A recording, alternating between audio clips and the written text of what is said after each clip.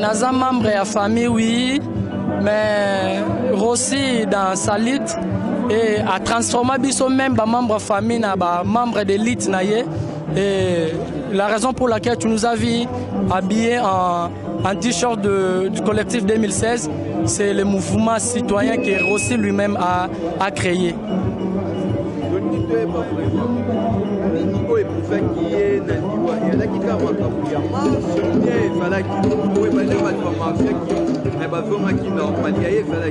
Je crois biso to passé dans Moulaïna Rossi. Rossi était tellement engagé pour le changement. C'est un citoyen qui veut le changement ya mboka oyo.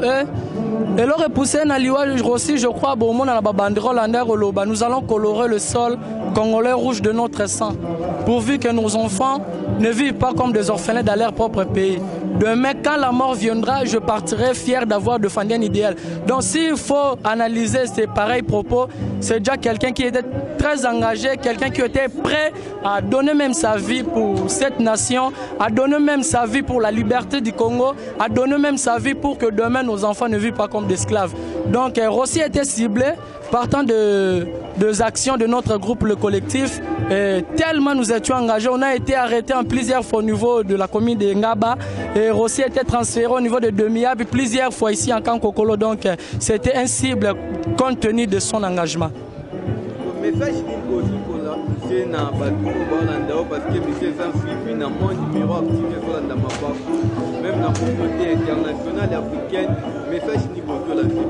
Le message que je peux lancer dans Mokili Mobimba, na ba Congolo baza Mokili Mobimba, ba Congolo baza na mboka, et c'est déjà plusieurs reprises que nous perdons le nôtre. Élite, quand on a perdu Kapangal, on a perdu Serge Kikunda, on a perdu Hissène Ngandou, on a perdu Tete Chibola. Et aujourd'hui c'est Rossi, ça fait de trop. Ça fait de trop. Nous voulons le changement, nous voulons l'alternance, nous voulons un Congo libre. Et ce Congo libre, nous sommes prêts à payer même le prix. Et Rossi vient de le payer, le prix de sa vie. Et je lance un message aux Congolais de partout, d'être motivés pour le changement, de se battre, d'être engagés pour le changement. Nous savons que le Congo aura la liberté, le Congo sera libre.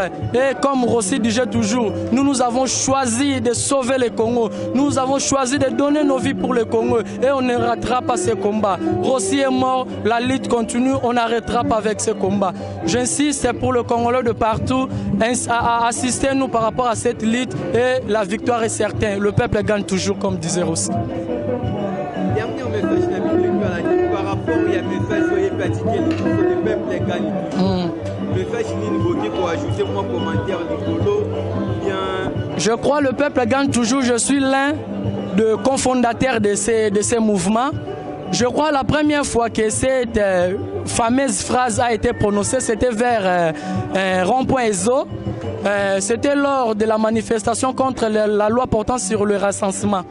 Et Rossi, pour la première fois, avait écrit sur la terre, le peuple gagne toujours. Cette fameuse phrase va encore nous rattraper dans les jours à venir pour dire que Mobutu était le grand dictateur, mais il est passé. On a vu des Mugabe, on a vu des Compaoré. Et le pouvoir passe toujours et le peuple gagne toujours, comme disait Rossi. Donc c'est un slogan que les Congolais doivent s'approprier de partout, dire que même nous souffrons, même nous traversons de moments difficiles avec ces régimes, mais les Congolais pourront toujours avoir leur liberté, les Congolais pourront toujours gagner. Et c'est la raison pour laquelle Rossi disait le peuple gagne toujours en dépit des souffrances, en dépit des violences. Et il disait encore, la souffrance, la tuerie, la faim, ce sont les douleurs d'enfantement d'un pays libre. Et nous savons que ce pays sera libre pour bientôt.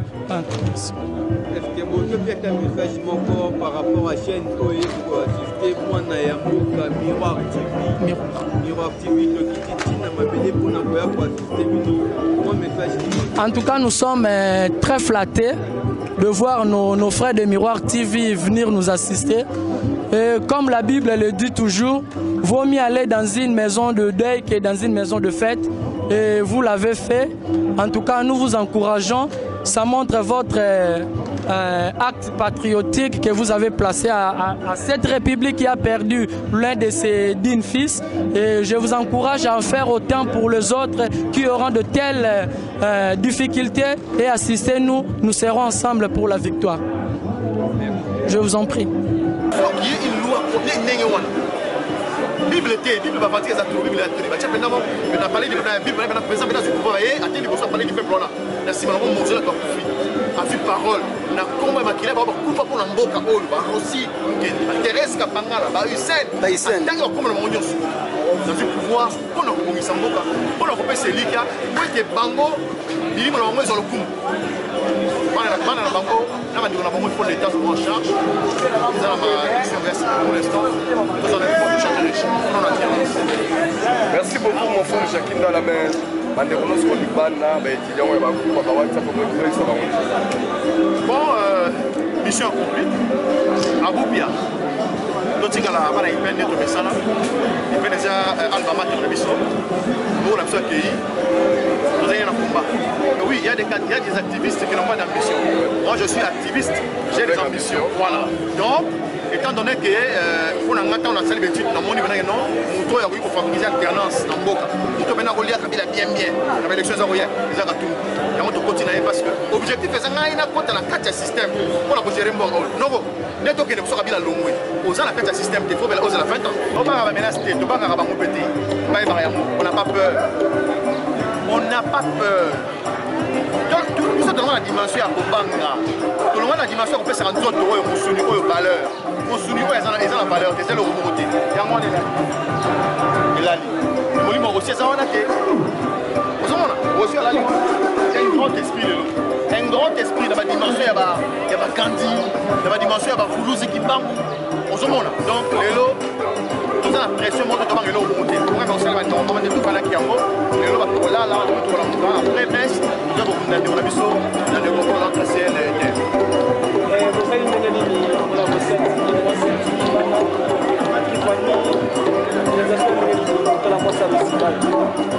Bon, pour l'instant, je pense que Bateau va venir aussi. Pour le moment, il s'en fout. Il s'en fout. Tout le monde va s'en foutre. Le monde n'a pas tout. Mais là, ils allaient, ils allaient quand même s'en il y a un photo il y a aussi sur ma cache en pour la taux dégagé pour pouvoir rester en place. Donc il y a l'alternance, pouvoir Kabila et Longwa, de changer le régime. Pour le régime au Yassima, il faut reconnaître que ça n'a pas tout. Taxi Makina n'a pas bon, on a bon les pandas au toujours. Donc, le gouvernement, voilà, il faut se faire aussi en charge, il faut se faire aussi en charge. Et ça, on va citer. Nous avons Thérèse Kapanga, la proposition. Nous avons les Hussein, pour la Lemba, c'est belé. Donc, il faut que ceux qui viendront après le régime de Kabila ici prennent leur responsabilité devant le sang de ces citoyens qui est tombé comme des héros sur le champ d'honneur. Est-ce que maintenant il veut aussi même de voir le gouvernement en place la confiance? Ayosani. Nous sommes nombreux à montrer ce matin à Ayosani. Moi, mon gouvernement, on va assassiner aussi Ayosani. On doit quand même sérieux. Voilà la question de l'autorisation. Dans toute les casques, il va passer le Bayate. Oui, oui, et pas une abisso, premièrement. Donc, pour reconnaître ma mérite, Rossi, Azalaki Nayango. Rossi, ce n'était pas n'importe qui. Azalaki vraiment élevé, Azalaki engagé, non pas pour l'intérêt naïe, mais pour l'intérêt général. Rossi a Sili Koti Kabiso, et Biso Toga Kovan dans la bande côté, sans pourtant dans l'occupation de Biso, sans pourtant qu'on y a pour compatir dans les bottes à Rossi. Parce que tu se rendre compte que nous avons perdu un grand parmi nous. Donc, l'ombe na kati ne tumba. Lokola batu, lokola babiso misus oyo. Maintenant kobungi saye, te voit côté na biso toto de misala, toto va na banda. Voilà pourquoi biso tozo qualifié comme étant un héros. Parce que lutte ya Rossi, ils ont s'inscrire dans la lutte moko na Laurent Désiré Kabila, na aussi Patrice Emery Lumumba. Donc c'est quelqu'un qui mérite de vivre en hommage. Voilà pourquoi tout côté na kata aussi.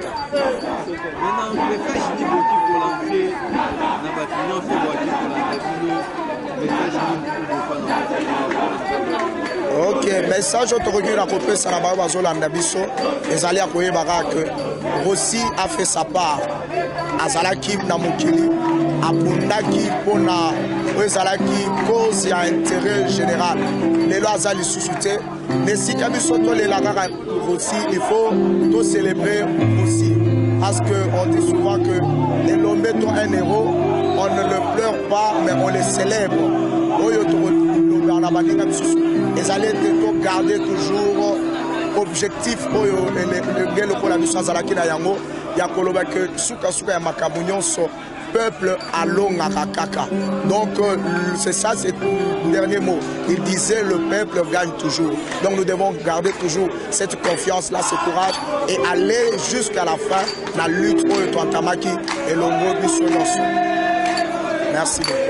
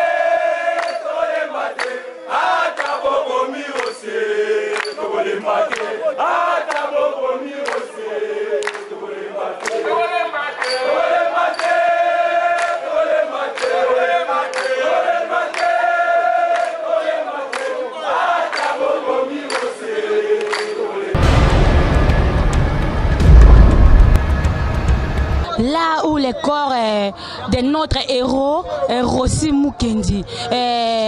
To côté na détail après et ça on a interview il y a ba jeune patriote au badana pour ça qu'on s'exprimer pour na liwa ya Rossi Mukendi. Bonsoir monsieur. Bonsoir madame. Juste un mot puisque je sais nous sommes dans une période de calvaire, nous traversons une période très douloureuse, la disparition de Rossi Mukendi pour vous. Merci madame pour la question. Je ne sais pas l'émission c'est en lingala ou en français. Quand vous voulez, même en lingala, même en français, pas de problème. Merci. J'espère bien le peuple congolais en vie. Je n'ai rien encore à ajouter. Les images déjà parlent à ma place. Rossi est mort. Aujourd'hui, Rossi n'est plus. Mais le combat continue. Les peuples, vous savez tous, nous tous nous savons que ce que Rossi disait toujours, le peuple gagne toujours. Donc, c'est le sang de Rossi, peuple congolais. Il faut que le peuple congolais sache que le sang de Rossi demeurera.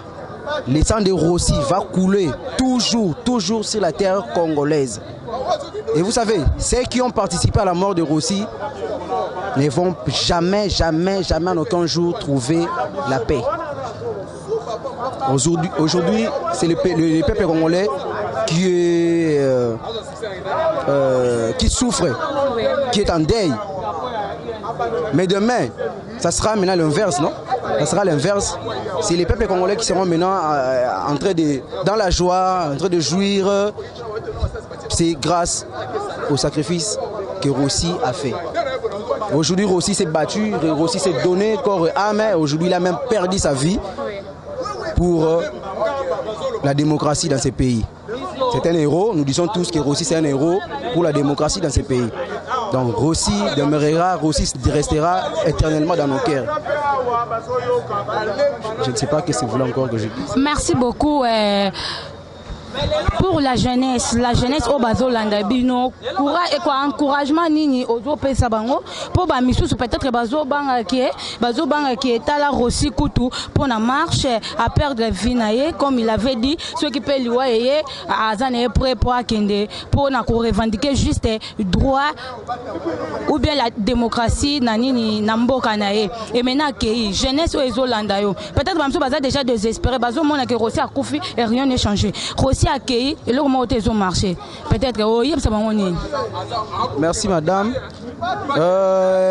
liwa ya mutu balaka ya ngote et liwa ya mutu ezalaka message aujourd'hui Rossi est mort ne croyez pas que si nous évitons de marcher qu'on s'épargne de la mort non nous pouvons mourir en sortant seulement en cours de route la mort est là. On peut utiliser un taxi bis, un taxi en cours de route. L'accident arrivait et vous mourrez directement. Oui. Donc, ce que nous devons savoir, le peuple congolais doit savoir que nous devons lutter. Oui. L'avenir de demain nous appartient, c'est entre nos mains.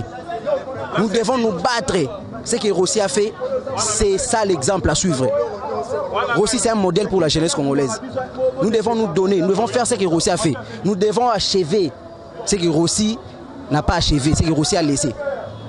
Donc, peuple congolais, les jeunes nyonso ya kin, les jeunes ya Congo, to telema, to bunda bitumba elongo, to banga eloko te parce que Rossi a koufi. Boye ba histoire ya Lumumba sala ki ko sala mboka na biso. Lelo biso to tikali ko bénéficier to ko bénéficier. Lelo Rossi a bénéficier lisusu te o ya sali, mais Rossi a fongoli nzela. Que les chemins tracés par Rossi ne puissent pas disparaître. Que tous les Congolais, tout le peuple congolais se mettent d'accord, se mettent debout pour un combat oyo. Sachez-le que mutu nyonso oyo a participé à l'Iwa Rossi, makile ya Rossi ko tambola.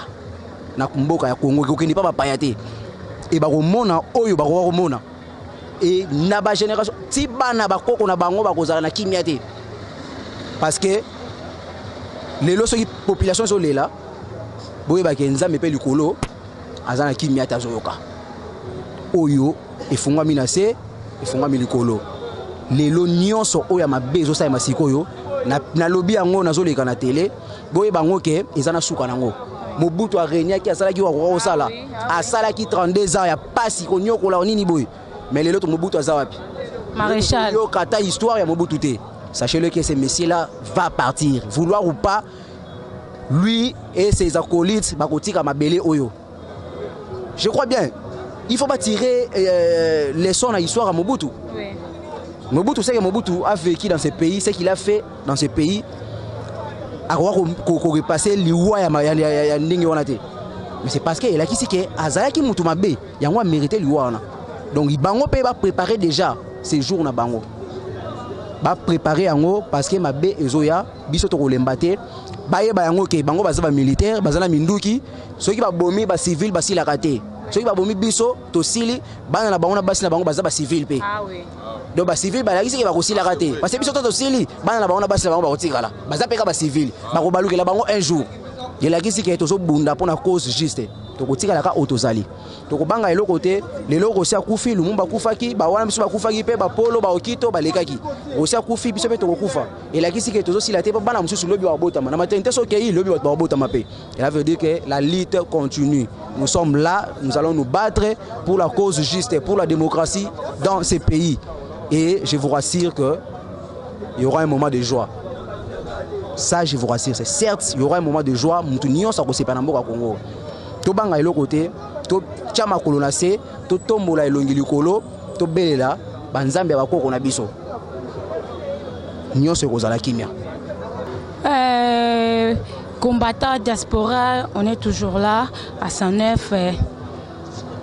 Binomoro Boyebi, et le cas de situation très choquante, avec des larmes aux yeux, de perdre un jeune, un tendancier qui vient de laisser sa famille, ses enfants, à cause de revendiquer uniquement la démocratie, de revendiquer ses droits.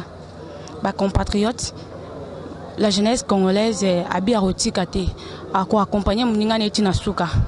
C'est pour cette raison, Bozo Monanga Nazawa, parmi le jeune Congolais qui veut toujours s'exprimer pour Naliwa et Rossi. Comme il avait toujours dit, les peuples gagnent toujours. Bonsoir, monsieur. Bonsoir, madame. Et mot pour cette situation très horrible, la disparition de Rossi Mukendi. En fait, le mot que je dirais, compte tenu à l'événement du jour, c'est que la politique de la terreur n'a plus de place dans notre République. Vous savez, jadis, nous avons eu peur des répressions et tout ça, et ce qui pouvait nous arriver, mais nous sommes de jeunes qui sont vraiment intrépides. Alors nous disons que nous allons, ça ce n'est que le commencement. Rossi a laissé un slogan, notre leitmotiv, c'est le peuple gagne toujours. Mais ce n'est pas seulement un slogan, c'est une phrase mystique, c'est une phrase qui renferme beaucoup d'enjeux à l'intérieur. Allez-y, j'aimerais demander à la diaspora qui me suit en ce moment de plus sévir encore davantage. Vous voyez tous ces aventuriers, ces politiques, ces hommes politiques qui font montre d'une transhumance. Il faudrait les suivre au peine fin et les sévir davantage, même nos musiciens. Donc toute personne de toute classe confondue qui ne participe pas à ce combat, à cette lutte, il faudrait le poursuivre et aller avec lui jusqu'au bout. Il faudrait être jusqu'au boutiste. Vous savez, nous sommes de jeunes, nous avons fait la pression pour que nous puissions avoir le corps de Rossi. Et nous avons eu le corps de Rossi aujourd'hui. Et voilà, nous sommes en train de leur rendre le dernier hommage.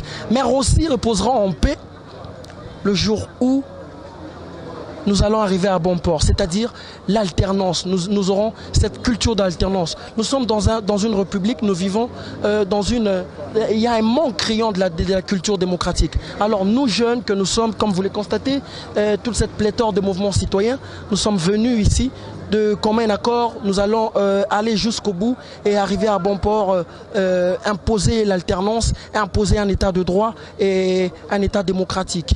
Donc la liesse, elle est proche, donc nous allons tous festoyer parce que Kabila est en train de compter ce jour au bout de ses doigts. Vous savez, Mobutu est décédé et il n'y avait que 8 personnes qui gravitaient autour de son cadavre. Mais je crois que Kabila ne se retrouvera qu'avec ses 2 fils et sa femme. Donc c'est un message que... Pas même sa femme. Allez-y comprendre, j'ai dit ça parce que, par humanisme, j'ajoute la participation de sa femme à ses obsèques. Mais je crois qu'il n'y aura que ses 2 enfants et ceux qui vont. Il ne fera pas le nombre. Donc nous sommes décidés, après ici, nous allons commencer des actions. Nous n'allons pas attendre le 23 décembre parce que tout est clair qu'il n'y aura pas d'élection. Alors nous serons jusqu'au boutiste et avec des actions qui ne sera non cesse. Donc nous sommes en train de venir. Donc c'est une jeunesse vraiment aguerrie, une jeunesse très intrépide, comme je venais de le dire, pour imposer, sortir de ce carcan de la dictature qui dit pas son nom. Vous savez, la misère gangrène. Nous vivons dans des situations tellement difficiles. Nous vivons avec autant de difficultés, mais nous avons compris qu'il faudrait perdre à titre personnel et gagner à titre collectif. Et de commun accord avec le peuple, avec la jeunesse, nous sommes en train de venir et nous allons faire face à ce régime de despotes, à ce régime de tyrans. Donc c'est un peu ça. Merci beaucoup. Un mot d'encouragement pour la jeunesse qui a l'idée à récupérer le corps de Rossi Mukendi. Ouais, je me félicite d'être parmi ces jeunes qui avons milité pour avoir ce corps et nous voici aujourd'hui en liesse parce qu'on ne va pas 1 euro, on ne va pas pleurer, on ne va pas couler les larmes parce que Rossi c'est une référence. Rossi a laissé des traces et Rossi est mort pour une juste noble et Rossi n'a pas volé. Rossi est mort sous le couleur du drapeau congolais, les emblèmes du drapeau congolais. Alors c'est nous tous, à chaque moment que nous serons dans la rue, nous allons nous remémorer avec l'image de Rossi. Nous allons aller jusqu'au bout parce que Rossi a laissé un chemin et nous sommes en train de suivre ce chemin jusqu'à bon port. Et à bon port, c'est bientôt. Donc un de ces 4 matins, vous allez voir, Kabila va fuir sans dire au revoir. Parce que le peuple ne va plus crier à roue. Nous sommes déterminés pour aller. Et puis je demande aux jeunes qui sont à la maison en train de me suivre en ce moment de se lever. Vous savez, la mort nous accompagne partout. Donc n'ayons pas peur, venez. Nous allons combattre pour une juste cause, pour la République démocratique du Congo. Et je crois que le Dieu de nos ancêtres sont en train de nous écouter en ce moment et ils répondront positivement. Merci beaucoup pour ta détermination et merci aussi pour ta disponibilité. Merci beaucoup, madame. Merci. Chers téléspectateurs diaspora combattants, on est toujours là avec le larme aux yeux, une immense douleur que la population congolaise est en train de pleurer, est en train de regretter, est en train de pleurer le jeune Rossi Mukendi, un jeune talentueux qui est mort, qui est assassiné juste pour la démocratie, juste pour revendiquer les droits, juste pour le marche pacifique. Ah, c'est trop profond alors. Bonsoir, monsieur. Bonsoir, je réponds au nom de Christian Lima, coordonnateur principal du mouvement citoyen Union de jeunes pour le respect de la Constitution. En fait, j'aimerais simplement marteler sur une chose, parce que nous avions constaté que M. Kabila ne respecte pas la Constitution. Vous savez, dans l'article 16, alinéa 1D stipule que la personne humaine est sacrée. L'État a l'obligation de la protéger et de la respecter. Nous voyons très bien que Kabila ne respecte pas la Constitution. Kabila n'a pas respecté l'accord de la Cinco, non plus la Constitution. Nous savons très bien que Kabila, c'est un danger pour le Congo. Raison par laquelle nous, le mouvement citoyen IJAC, nous déclarons une transition sans Kabila. Parce que nous savons très bien que Kabila n'a pas la volonté d'organiser les élections démocratiques. Nous voulons une transition sans Kabila, que Kabila puisse dégager. Aussi longtemps que Kabila est au Congo, le peuple congolais va souffrir au fur et à mesure. Bonne la vie à ma peuple. Comment est-ce qu'un président de la République a dirigé? Si Kabila a dirigé, banani. Biso ma peuple congolais tobi au dégagé. Nous n'avons pas peur de toi. Nous voulons que le Congo, nous voulons un changement pour le Congo. Donc nous déclarons une transition sans Kabila. Donc que Kabila dégage.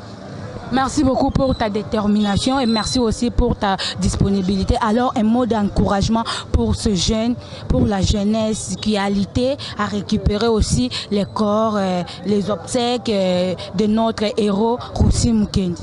Nous encourageons tous les mouvements citoyens qui ont donné, en fait, qui ont pu travailler pour cela. Nous vous remercions tellement beaucoup.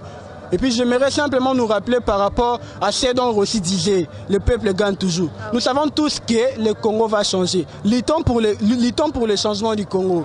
Le changement du Congo est proche, donc le peuple gagne toujours. Le peuple gagne toujours, comme lui-même, Rossi Mukendi le disait, le peuple gagne toujours. Ah là là là là, c'est avec les larmes aux yeux que je prononce cette phrase. Bonsoir. Oui, bonsoir madame. Bon, Toza awa na kacha sanef bembea Rossi Mukendi quand même bosali musala moko makasi bo récit kozwa accord comme mango pe awa poto le lango rendre dernier hommage comme il le mérite. Il est un héros pour nous, la population congolaise. Toza reconnaissante envers Rossi Mukendi. Ni nous ressentir douleur wana et otinda yo lobani face na ba diaspora, face na combattant to bazota la yo olobi na bango. Bonsoir et bonjour aux combattants, ça dépend de l'heure. Oyo bazola nangai. C'est Gauthier Miller Kassongo, le coordonnateur principal du mouvement citoyen de défiance politique Biso Peuple. Donc en ce moment, Tozana Sanef Kandenge Madame Aouti Oloba, c'est pour, n'est-ce pas, honorer notre héros. Alors, et le sentiment actuellement, c'est la colère. Oui. La colère, pourquoi? Parce que si c'était pour, si ça ne dépendait que de moi, parce que le corps de Rossi a été humilié par la Kabylie. Alors, nous avons la colère, mais quand même, combattant Nyonso Bisiko Aza, aïe Baker. C'est pas dans la facilité que nous autres, on a eu à combattre, on a eu à faire de plaidoyer, on a eu à dénoncer des choses. Nous autres, quand même, les lots, majorité en place est pliée contre aspiration population.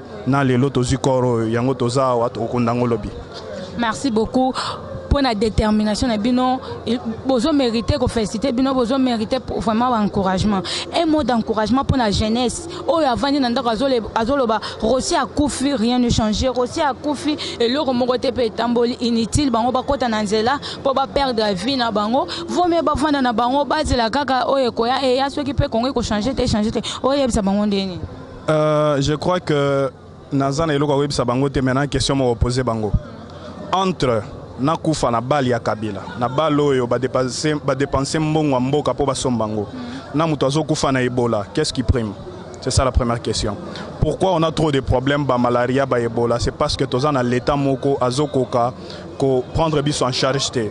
Voilà pourquoi il y a trop de mots. Alors, ceux qui bango bazomona que non aussi accueilli dans les pamba, ils se trompent. Cette jeunesse là nazo encourager bango té, nazo conscientiser bango. Si les lots jeunesse azaki veillé mbele Kabila kendakala, c'est parce que la jeunesse dort encore qu'aujourd'hui tozo mona ba monyo soto mona wana.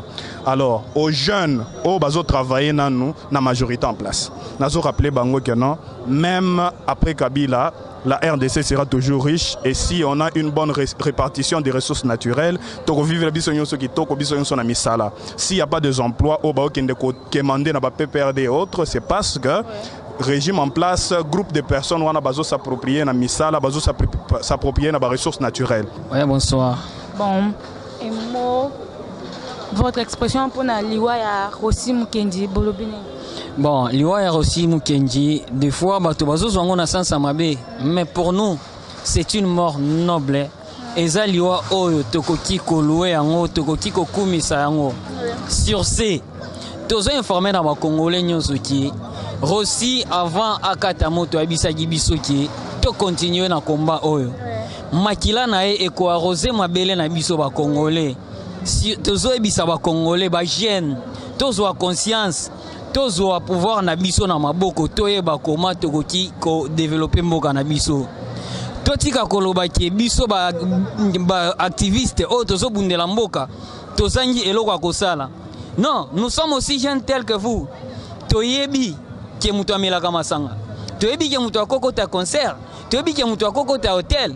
Mais si aujourd'hui biso toboyi jeunesse na biso, toboyi komela masanga, toboyi kokota babar, toboyi kokende musique, tolobi tozo bunda pona mboka na biso.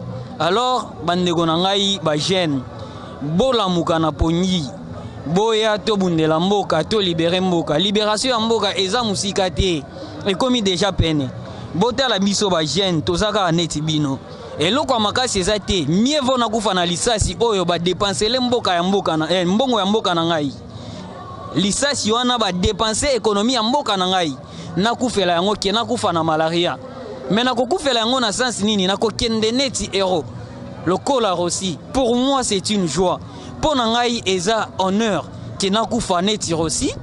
Mais pour mboka na ngai. Et sur ce, tous les gouvernement que tant que l'élection à malamu ko salema te, tant que M. Kabila kolinga te mboka ezala libéré, tokotika lutte oyo te. Et tozo informé na ba oyo balukaka biso. Tozo bazana ba image na biso banini mais lelo biso nyonso toza permanent. Baya ba omona biso toza wana, ata baye baza combien ba komona biso toza alive. Tozo bundela mboka tokotika lutte oyo te tina ndenge tokozwa oyo tozo luka même si il faut que netina sacrifice suprême tosi to signer makila na biso erotanga mais bana na biso o bakoya na sima baya bakuta mboka ebongi mieux vaut mwana atuni yo papa osala nini pona mboka ozwi réponse opesa e ki mwana atuni yo papa osala nini pona mboka tango mboka ezalaki ya kobeba ozangi réponse ya kopesa e.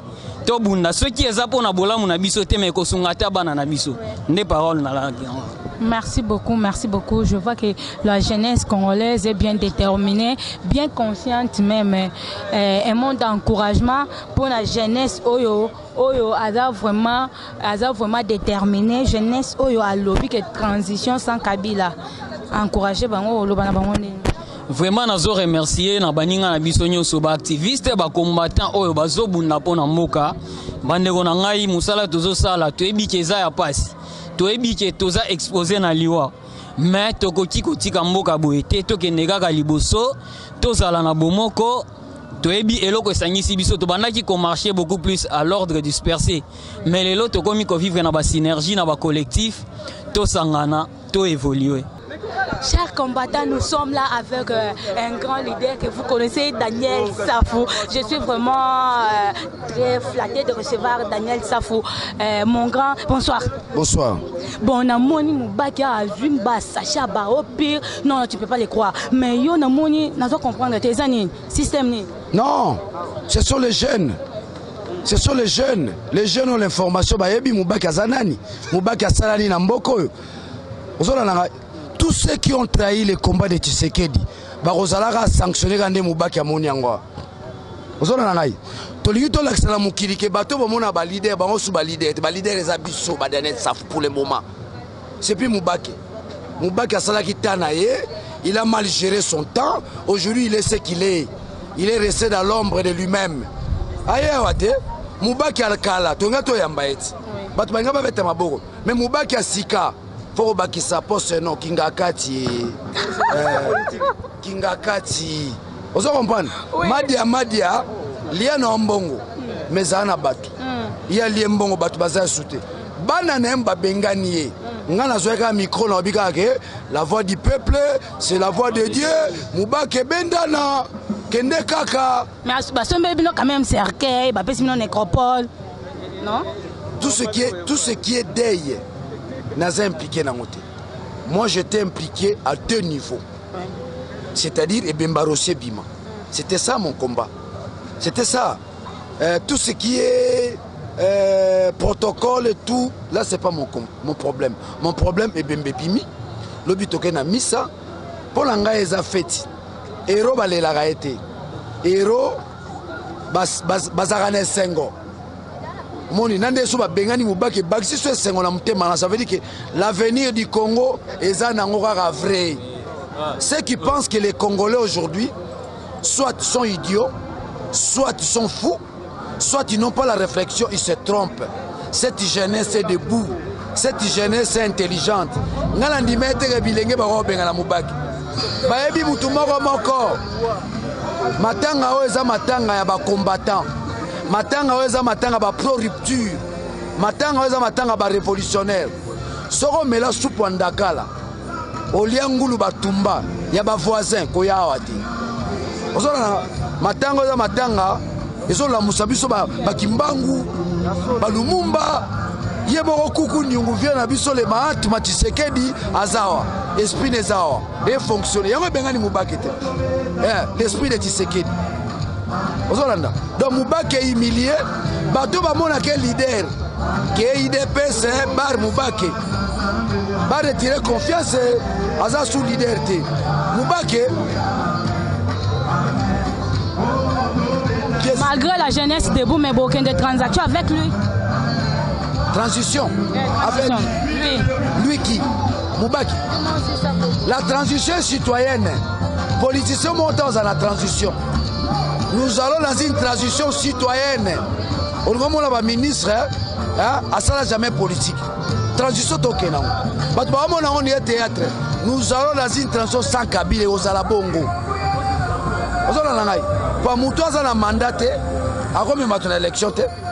Vous n'avez pas un mandat officiel. Sur base de quoi Kabila a même son élection? Il n'a pas le mandat, il n'a pas la légitimité. Rossi est mort pour ça. Rossi est mort pour la légitimité. Rossi est mort pour le non-respect des textes. Sur l'élection tokena. Nous allons dans une transition sans lui. Vous êtes sûr? Maman, je suis sûr. Je crois à ce peuple qui vient de chasser Moubaki. Merci beaucoup pour la disponibilité, Nayo, mon grand. Merci. Non, souligner le mot. Que le monde sache. Ouais. Moubaki ne représente plus rien sur le Congo. Ah oui. Babengani Chacha au pire. Bajel Babengani. Chacha au pire. Petit Mousso a su maintenant Libanga la bité. Libanga ti. Ayo Koufa. Oui, bana ba bengana. Viens Zaché. Zaché. Merci beaucoup.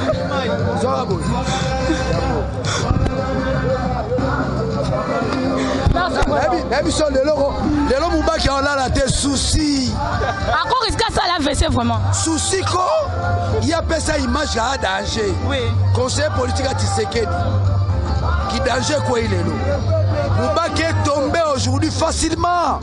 Facilement. Humilié même. On les a humiliation té. Na lingala ba benga ngo soni. Na kikongo ba benga ngo fruit du soni. Ba 18 ans, 19 ans. Ne toi bambie chassa mai, on a 21 ans. bana na yemba bengani ye atapata na mundu kitana mabo ayaki na dans la camion ye nango matricule hôtel de ville tiena komane muta côté kunati aya na kara voisin awa kara voisin alie soupe ndakala déjà alia mubaka alia mubaka alia soupe ndakala ngulu batumba mais na pondu mubake viens na biso mukuse.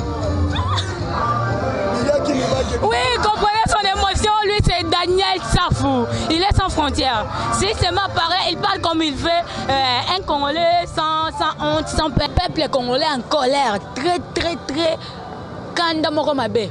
Peuple congolais est très très fâché. Tu comprends que Valentin Moubaki Bobomi et puis boye lui sous rendre hommage. Ça n'a plus de sens. Peuple a beau supportant, jeunesse congolaise a beau supportant. Bambia basacha il y a au pire. Bon moi n'yango bila moko na bilili. Miroir télévision toujours pour na repérer c'est bien information sur un certain. Bon tu comprends que Bambia ba au pire puisque ça c'est jouer avec des gens. Ça c'est jouer avec des gens.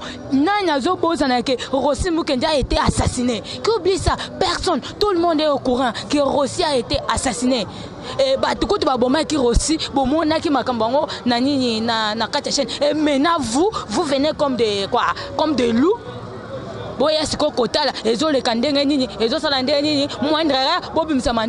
cette raison là le peuple a sili qui m'a bête Valentin Moubaki mes chers téléspectateurs, avec de larmes aux yeux, avec une immense douleur au fond de mon cœur, je pleure notre héros Rossi Mukendi. Oh non, moi je ne dirais plus paix à ton âme, mais moi je dirais Rossi, ne reste jamais tranquille, ne reste jamais tranquille. Ma belle oyabako kono jamais yambayo na kimia. Yo maklano il faut que t'ana dikola batunyo soba bomio, puisque tu es mort assassiné. Et puis tu es mort pour une simple raison, marche pacifique, et tu as revendiqué juste les droits, tu as revendiqué juste la démocratie, rien d'autre. Aussi le moko mabete oyibite obomite ope manakimiate molimo na etambola évangé molimo na vraiment évangé nanda comme mutunyo a participé na liwa na yo a participé atana dikita moboke yo koya okufa otika bana no otika tu avais une carrière, une pleine carrière,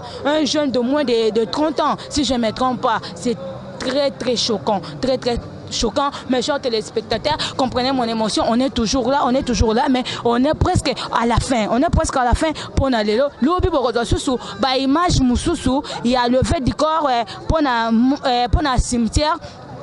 Là où Rossi Mukendi a kende kopé là où Rossi Mukendi demeure na ya sika place na kendo vanda na opese bino bilili ya lobby ya cimetière. Cette émission je ne peux pas le corps sera enterré au cimetière entre terre et ciel nécropole, comme je viens de le dire toujours.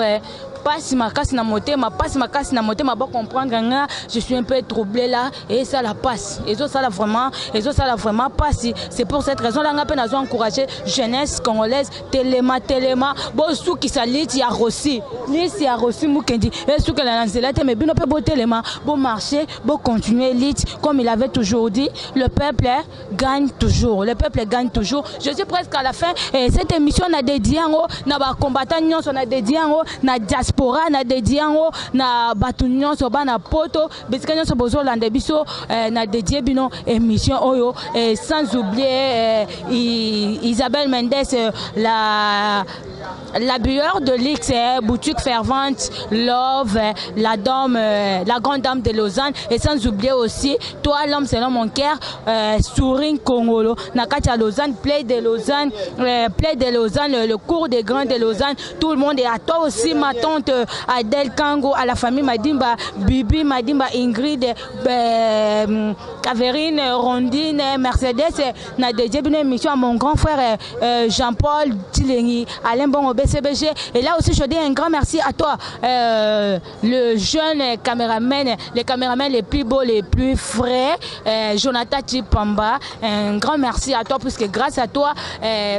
Miroir Télévision est toujours en équilibre. Grâce à toi, Miroir Télévision est toujours bien. Et là aussi, je dis un grand bonjour à toi, Virginie Tumba, la femme de Jonathan Chipamba, je vous aime beaucoup. Tokuta na lobby, Bomona Bililingi à lobby, na cimetière Nécropole. Merci, bye.